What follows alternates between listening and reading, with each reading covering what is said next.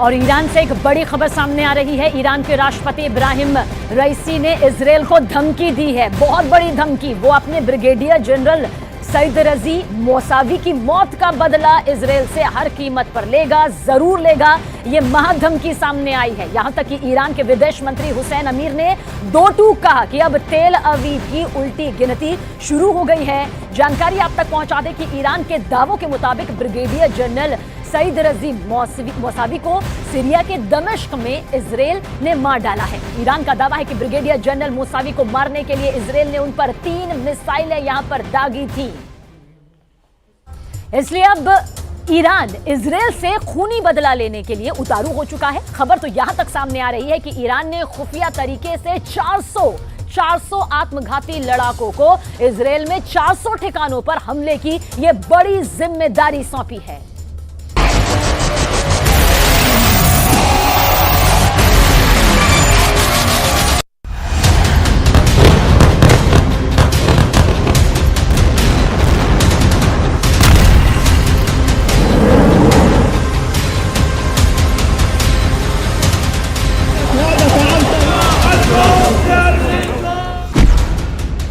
Israel के अंत की उल्टी गिनती शुरू। अगर दुनिया सोच रही है कि 41 किलोमीटर लंबी और 10 किलोमीटर चौड़ी गाजा पट्टी में ही जंग चल रही है, तो ये बहुत बड़ा भ्रम है। अब पूरे मिडिल ईस्ट से लेकर पश्चिमी एशिया तक भयंकर बारूदी धमाके शुरू हो चुके हैं। इजराइल गाजा से लेकर लेबनान तक और लेबनान से लेकर सीरिया तक 6 फ्रंट पर जंग करने का दावा कर रहा है, जबकि हमास, हिजबुल्लाह और अब ईरान दावा कर रहे हैं कि उनके लड़ाके इजराइल से तब तक जंग करेंगे जब तक कि इजराइल का वजूद खत्म नहीं हो जाता। यहूदी देश इजराइल से नफरत का आलम यह हो चुका है कि अब इजराइल पर 400 से ज्यादा आत्मघाती हमले करने की तैयारी अकेले ईरान ही कर रहा है। ईरान ऐसा क्यों कर रहा है, इसे जरा समझ लीजिए। ईरान के दावों के मुताबिक इस्लामिक रिवॉल्यूशनरी गार्ड कॉर्प्स के ब्रिगेडियर जनरल सैयद रजी मौसावी को इजराइल ने सीरिया में मार डाला है। दावों के मुताबिक मौसावी को हवाई हमले में इजराइल ने मारा है। इधर मिडिल ईस्ट से जुड़े जानकारों के मुताबिक ईरान के ब्रिगेडियर जनरल सैयद रजी मौसावा के मारे जाने से पूरे मिडिल ईस्ट और पश्चिम एशिया में बहुत बड़ी जंग शुरू होने वाली है। ब्रिगेडियर जनरल की मौत, ईरान का बारूदी बदला। ईरान के राष्ट्रपति इब्राहिम रईसी ने साफ कहा कि सीरिया में हवाई हमले में ब्रिगेडियर जनरल रजी मौसावी को मारने के लिए इजराइल को भारी कीमत चुकानी पड़ेगी। ईरानी राष्ट्रपति ने साफ कहा, बिना कोई शक के ये कार्रवाई क्षेत्र में कब्जा करने वाले ज़ायोनी शासन यानी इजराइल की हताशा, असहायता और अक्षमता का एक और संकेत है। ईरानी कमांडर सैयद रजी मौसावा की सीरिया में हत्या के बाद पूरे ईरान में जबरदस्त आक्रोश है। ईरान के विदेश मंत्री ने इजराइल को तबाह करने तक की धमकी दे दी है। मौसावी की हत्या को लेकर ईरान में जगह जगह प्रदर्शन हो रहा है। इजरायली स्ट्राइक से भड़के ईरान ने अब बदले की योजना बनाई है। उधर इजरायली रक्षा मंत्री गैलेंट ने भी इस बात को स्वीकार किया है कि गाजा में चल रहे युद्ध के बीच इजराइल पर 7 अलग अलग थिएटरों में हमले जारी हैं। हालांकि उन्होंने 6 फ्रंट पर जोरदार पलटवार का दावा भी किया है।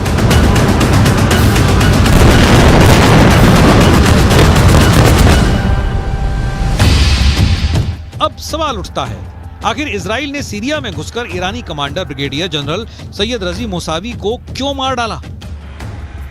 आइए कुछ और खास जानकारी भी आपसे साझा करते हैं। दरअसल ब्रिगेडियर जनरल सईद रजी मौसावी की मौत से ईरान बुरी तरह से बौखला गया। ये पूरी डिटेल देखिए, इस वक्त आपके सामने मौजूद है। ईरान ने धमकी दी कि इजराइल के अंत की उल्टी जो गिनती है वो अब शुरू हो चुकी है। साथ ही साथ हम आपको बताने जा रहे हैं कि कैसे सीरिया के उत्तरी पूर्वी दमिश्क में IRGC के ब्रिगेडियर जनरल रजी मौसावी को मारा गया।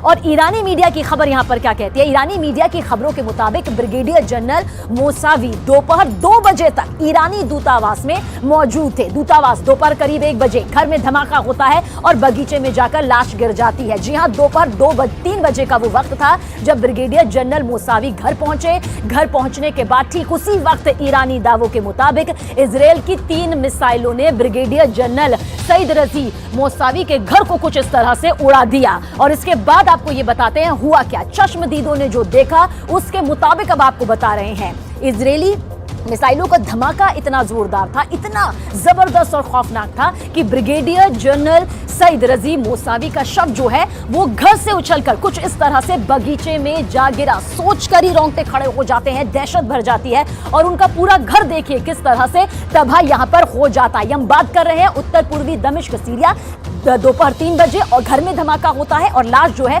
वो बगीचे में गिर जाती है। बताया यह भी जा रहा है कि मोसावी ईरानी सेना के कमांडर कासिम सुलेमानी के सहयोगी थे, यानी कि सहयोगी यहां पर बताए गए जिन्हें अमेरिका ने साल 2020 में मार गिराया था। ये वो साल था, साल 2020। लेकिन जबकि इजराइल का जो दावा है वो है इस्लामिक रिवॉल्यूशनरी गार्ड कॉर्प्स के ब्रिगेडियर जनरल सईद रजी मोसावी सीरिया में ईरान के सैन्य अभियानों को कोऑर्डिनेट कर रहे थे, यानी जिनका जिक्र इस वक्त हम यहां पर कर रहे हैं।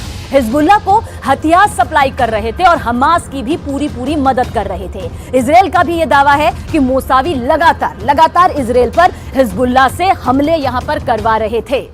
یک اقدام ناجوانمردانه و برخلاف کنوانسیون‌های بین‌المللی اقدام رژیم صهیونیستی انجام شد که طبیعتاً حق مقابله برای کشور قربانی محفوظ هست و به طور طبیعی پاسخ این جنایت خودش رو در واقع در شرایط مناسب و در زمان مناسب حتما خواهد کرد. कुछ दावों के मुताबिक ईरान ने अपने कमांडर मोसावी की हत्या का बदला लेने के लिए इजराइल के खिलाफ एक खतरनाक प्लान बनाया है।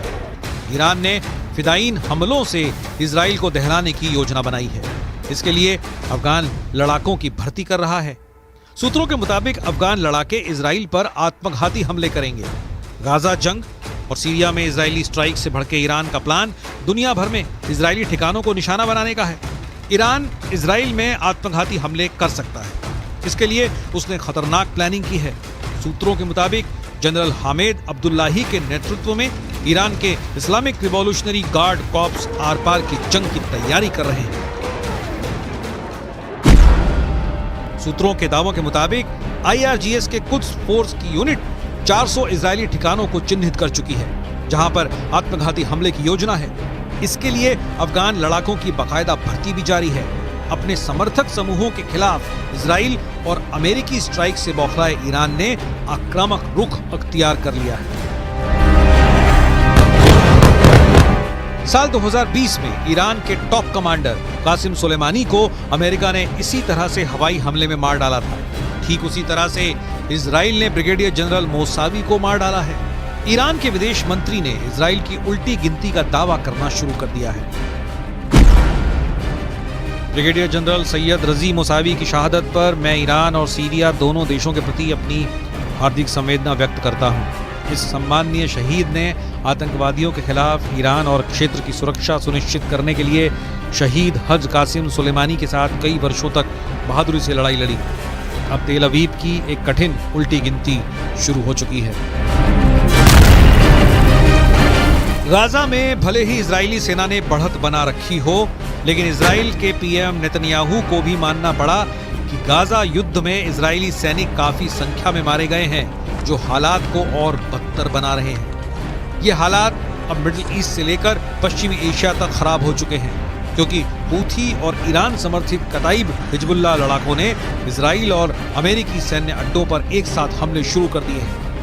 पहले आप ये जान लीजिए कि हूथी और ईरान समर्थित लड़ाकों ने अमेरिका पर कहां-कहां हमला किया है।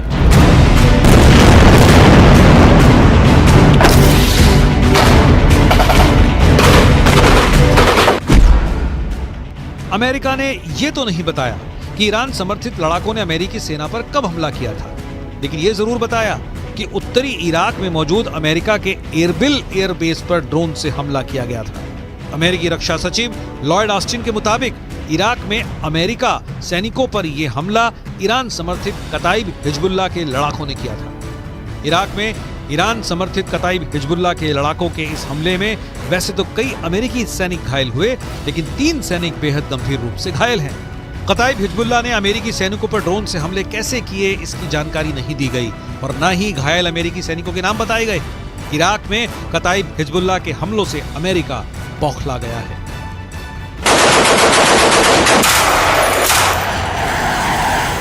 मिडिल ईस्ट से लेकर पश्चिम एशिया तक इजराइल और अमेरिकी सैन्य ठिकानों पर हो रहे हमले साबित कर रहे हैं कि ईरान रूस की शह पर अब जंग में खुलकर कूदने लगा है। हूथी चुन चुनकर समंदर में इजराइल और अमेरिकी जहाजों और टैंकरों पर हमले कर रहा है। यही वजह है कि अब अमेरिका ने ईरान के कताइब हिजबुल्लाह के लड़ाकों पर ऐसा भीषण हमला किया है जिसकी वजह पश्चिम एशिया में जंग तेज होने के दावे किए जाने लगे हैं। हम आपको बताते हैं कि अमेरिका ने ईरान के कताइब हिजबुल्लाह लड़ाकों पर जोरदार एयर स्ट्राइक की है। जरा देखिए कैसे। अमेरिकी रक्षा सचिव लॉयड ऑस्टिन के मुताबिक अमेरिकी सेना ने ईरान समर्थित कताइब हिजबुल्लाह पर भीषण हवाई हमले किए हैं। कताइब हिजबुल्लाह पर अमेरिका ने ये हमले इराक और सीरिया में किए हैं। सोमवार यानी 25 दिसंबर को अमेरिकी सेना ने कताइब हिजबुल्लाह पर हमला किया था। लड़ाकू विमानों और मिसाइलों से ईरान समर्थित कताइब हिजबुल्लाह लड़ाकों के 3 ठिकानों को अमेरिकी हमले में तबाह करने का दावा किया गया है। खबर के मुताबिक अमेरिकी सैनिकों के घायल होने के बाद राष्ट्रपति जो बाइडेन ने ईरान समर्थित मिलिशिया समूहों के खिलाफ जवाबी कार्रवाई का आदेश दिया था, जिसके बाद ये हमले किए गए। अमेरिकी सैन्य बलों ने इराक में कताइब हिजबुल्लाह और कई समूहों की ओर से इस्तेमाल की जाने वाली 3 ठिकानों पर हमले किए। ये सटीक हमले इराक और सीरिया में अमेरिकी अधिकारियों के खिलाफ ईरानी प्रायोजित मिलिशिया हमलों का जवाब है। कताइब हिजबुल्लाह सरीखे समूहों ने आर्बिल एयरबेस पर हमला किया था।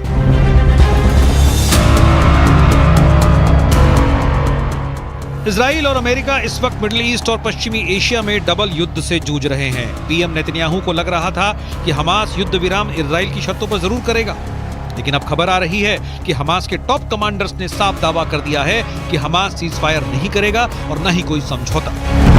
वो आखिरी दम तक जंग करेगा। गाजा पट्टी में इस वक्त उत्तरी गाजा से ज्यादा भीषण जंग दक्षिणी गाजा में चल रही है। हालात ये हो गए हैं कि इजराइल और हमास की जंग थमने की एक और उम्मीद को बड़ा झटका लगा है। 24 दिसंबर को इजरायली मीडिया रिपोर्ट्स में दावा किया गया कि हमास और इस्लामिक जिहाद आतंकी संगठनों ने इजिप्ट या कहें मिस्र के उस प्रस्ताव को ठुकरा दिया है जिसमें कहा गया था कि अगर ये दोनों संगठन गाजा की हुकूमत किसी तीसरी ताकत को सौंप देते हैं तो इजराइल परमानेंट सीज फायर कर देगा। लेकिन हमास के टॉप कमांडर्स ने इस प्रस्ताव को पूरी तरह से खारिज कर दिया है। हम आपको हमास नेता यहिया सिनवार का वो दावा दिखाने जा रहे हैं जिसमें इजराइल सेना को भारी नुकसान का दावा किया गया है। हमास के कसाई का दावा, मार दिए 1500 इजरायली सैनिक।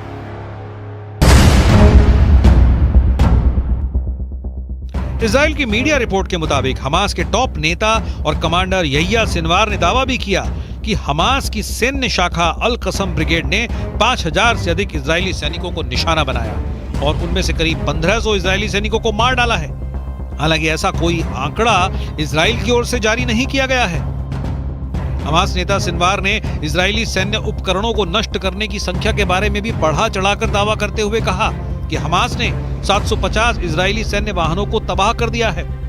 सिनवार ने इजराइल का जिक्र करते हुए कहा कि उसके कब्जे को मान लेने की शर्तों पर कभी समझौता नहीं होगा और न ही हमास कभी सरेंडर करेगा।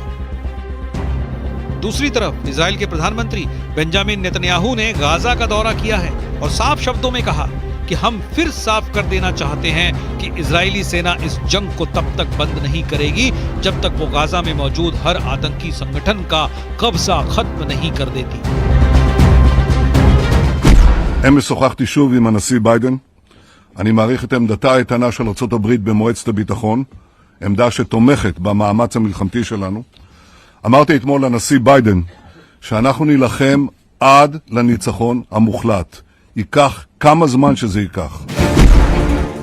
हालांकि इजराइल के भीषण हमलों से गाजा लगभग तबाह हो चुका है। जरा देखिए फलस्तीनी किस हालात में पहुंच चुके हैं। इजराइल के ऑपरेशन स्वॉर्ड ऑफ आयरन के तहत इजराइल ने सबसे ज्यादा भीषण हमले उत्तरी गाजा में किए हैं। साल 2023 में गाजा पट्टी में हुए इजरायली हमलों में अब तक 1 लाख से ज्यादा इमारतें गाजा में तबाह हो चुकी हैं। उत्तरी गाजा की लगभग 11 लाख की आबादी में से 85% फलस्तीनी हमास समर्थक भाग चुके हैं। ज्यादातर फलस्तीनी उत्तरी गाजा से दक्षिणी गाजा की तरफ भागे हैं। इजराइल की IDF का दावा है कि उसने 7 अक्टूबर से अब तक 22,000 से अधिक टारगेट्स पर हमला किया है और उन्हें तबाह कर दिया है। 80 दिनों से ज्यादा की जंग में इजराइल ने हमास के हर उस ठिकाने को तबाह किया है जहां से हमास या तो हमला कर रहा था या फिर उसके लड़ाके छिपे हुए थे।